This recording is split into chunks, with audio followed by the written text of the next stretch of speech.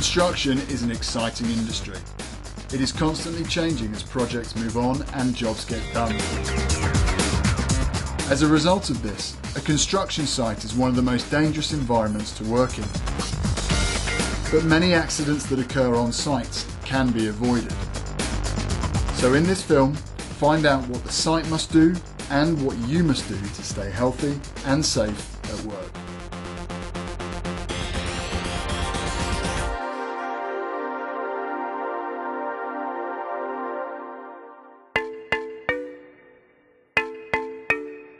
When you arrive for your first day on a site, it won't be the first day for everyone. Before any work begins, the site management team will have been planning and preparing the site for your arrival. It is their job to ensure that you can do your job safely and efficiently. So what are 5 key things the site should do for you?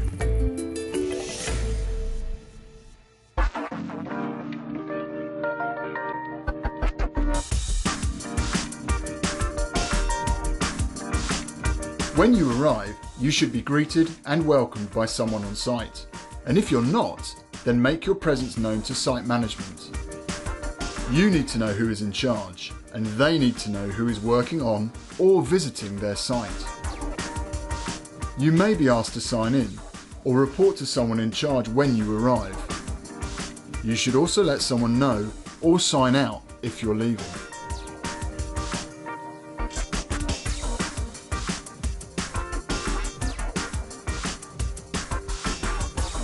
Once you've introduced yourself, you will be given a site induction.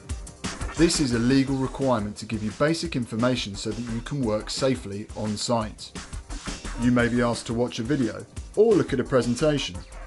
It is important that you understand what is said during the induction. If there's something you're not sure about, don't be afraid to ask for more information. If you have not been to the site for a while, you need to be sure that you're up to date. Check with site management whether you need a briefing or a further induction.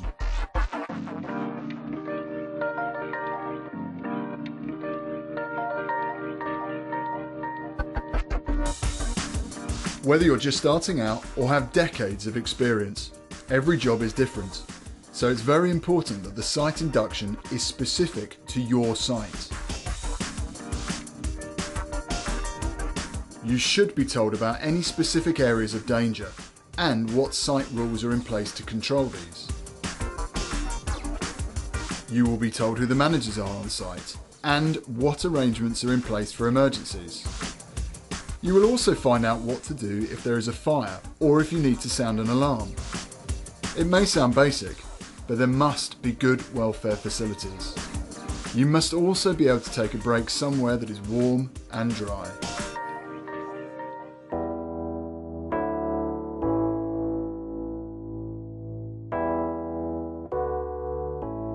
Evidence shows that there are fewer incidents and accidents on sites where the workers are actively involved in health and safety. Your opinions and ideas are important, so make them heard. Whatever the size of your site, there should be many opportunities to do this. For example, directly with managers through a daily briefing or through suggestion boxes. Managers should let you know how best to do this on your site.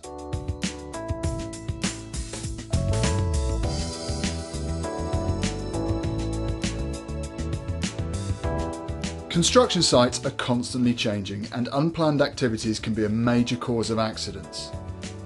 The more up to date you are about what's happening on site, the more you can understand the dangers. The best sites keep their people informed on daily activities. Is there a hazards board on your site? Is it regularly updated? Your site management must be telling you what's going on a regular basis. So, to recap, your site must know when you are on site, give you a site induction, give you site-specific information, encourage communication, and keep you up to date. Your site should be doing all it can to keep you and your colleagues safe.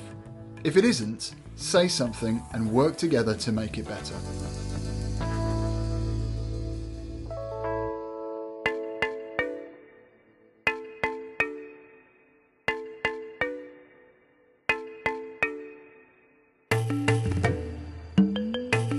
Site management will have planned ahead to make work on site as safe as possible for you.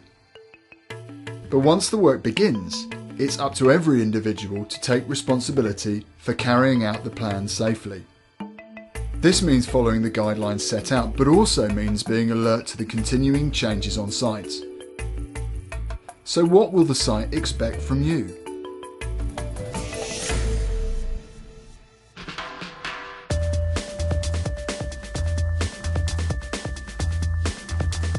Site rules are there to minimise the risk of particularly hazardous activities, such as moving vehicles and handling flammable substances.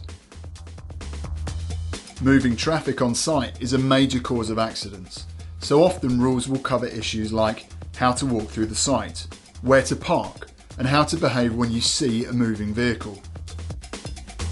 They will also tell you things like where you can smoke and remind you to tidy equipment away when it is not in use. These may feel restrictive, but they've been put in place for a reason. If that reason is not clear to you, ask for more information. Otherwise, follow the rules to stay safe.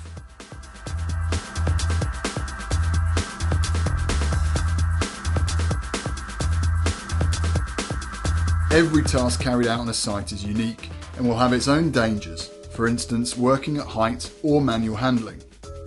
The site management team will put in place a plan to avoid or minimise the dangers before the start of work. The plan may be written down in a risk assessment, a method statement, or a task sheet.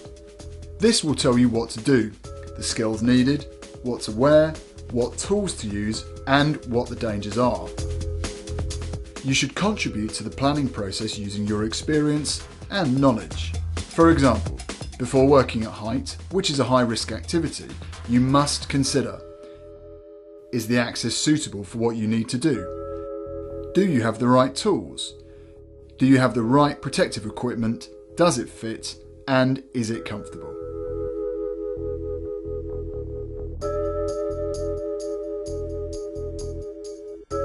Once you're at work, you must apply your training, skills, and common sense to your tasks at all times.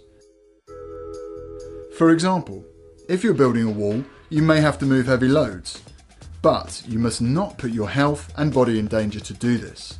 Make sure you move the load as safely as possible, as you will have been trained to do. And if you're not sure how to, then you must ask for advice. Equally, it is important to be aware of the dangers to those around you. For example, if someone working with you is not wearing the correct protective equipment for a certain activity, tell them so. Acting responsibly will benefit both you and your colleagues.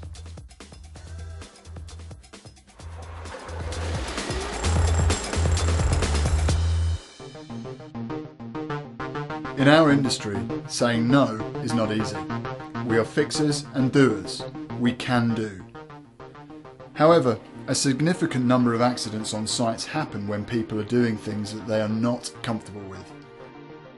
For example, many workers have been harmed by not knowing how to identify asbestos.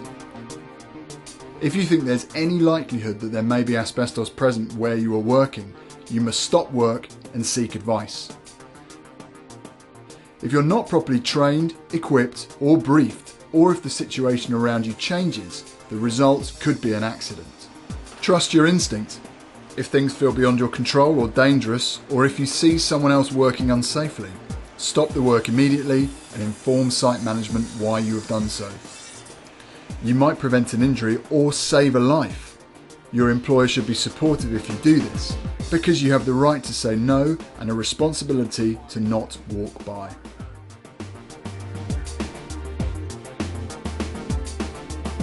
If your job requires you to have specific training to enable you to do it safely, then it is your employer's responsibility to provide it. But to really get the best out of your career, you should keep learning about developments in machinery, equipment, regulations, and training. This will not only give you greater confidence and understanding, but will also ensure you remain healthy and safe.